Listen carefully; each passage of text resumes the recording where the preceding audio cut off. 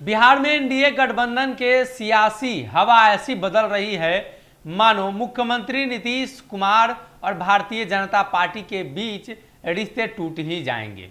लेकिन इसी बीच संजय जायसवाल इस सियासत में ऐसे अछूते व्यक्ति के तौर पर निकलकर सामने आए हैं जिसके पास कोई जाना नहीं चाहता है। अब एक बार फिर से बिहार में उपेंद्र कुशवाहा और ललन सिंह संजय जायसवाल के साथ भिड़े हुए थे ही कि अब जीतन राम मांझी की भी एंट्री हो गई। जीतन राम मांझी के बाद अब विकासशील इंसान पार्टी के राष्ट्रीय अध्यक्ष कहें, संरक्षक कहें या सर्वोसर्वा कहें, मुकेश सहनी की एंट्री हुई है और संजय जायसवाल के डॉक्टरी की डिग्री पर सवाल खड़ा कर दिया है। उन्होंने कहा है कि कोई डॉक्टर है तो राजनीतिक रूप से वो निपुण नहीं हो सकता है। संजय जायसवाल पर करारा हमला बोला गया है विकासशील इंसान पार्टी की तरफ से। मामला आप जानते ही होंगे, उपेंद्र कुशवाहा और संजय जायसवाल के बीच सोशल मीडिया वार में उपेंद्र कुशवाहा की तरफ से मुकेश सहनी की एंट्री। मुकेश सहनी ने एंट्री के साथ ही कह दिया है कि भारतीय जनता पार्टी और जनता दल के बीच जो चल रहा है, प्रत्यक्ष और अप्रत्यक्ष रूप से भले ही दोनों लोगों के बीच जो अंतर्द्वंद है, उसमें मुकेश सहनी ने कहा है कि कोई भी राजनीतिक दल या नेता अपनी मेहनत और जनता के स्वीकार्य के बाद ही आगे बढ़ता है। लोकतंत्र में मर्यादा की बात करने वाली भाजपा सबसे पहले अपने गिरेबान में झांकना चाहिए।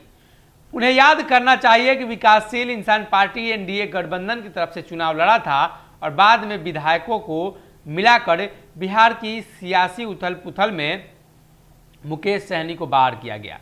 मुकेश सहनी ने स्पष्ट कर लिया है कि भाजपा के लिए लगातार मुकेश सहनी मुसीबत खड़ी करेंगे और उन्होंने कहा है कि अगर नीतीश सरकार पर उंगली उठाने वाले नेता को समझ जाना चाहिए कि आज जो उनके पार्टी सत्ता में बनी हुई है उसका कारण नीतीश कुमार ही हैं। नीतीश कुमार को जनता ने स्वीकारा है और उनके नेतृत्व में बिहार विधानसभा चुनाव लड़ा गया था। मुकेश सहनी ने कहा है कि भाजपा की नसीहत और भाजपा के लोग जो नसीहत देते हैं उससे उन्हें सीखने की जरूरत है।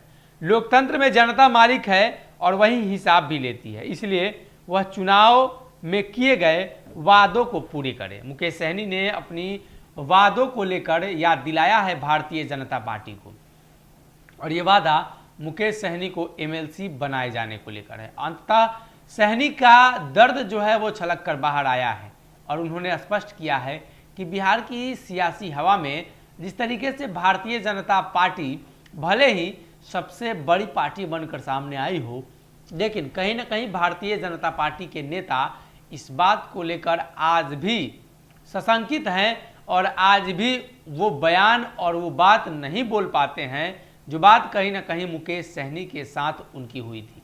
अब मुकेश सहनी ने अपनी पुरानी बातों को याद कराया है और कहा है कि जो उनका एमएलसी का कार्यकाल था वो भारतीय जनता पार्टी को दे देनी चाहिए।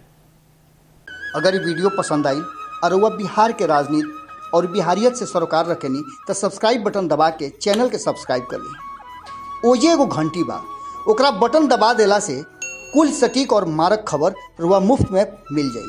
अगर रुआ पत्रकारिता के हमनी के नया प्रयोग में सहयोग कर चाहतानी तो ज्वाइन बटन दबा दी। पेटीएम नंबर नोट कर ली 9386816700। धन्यवाद।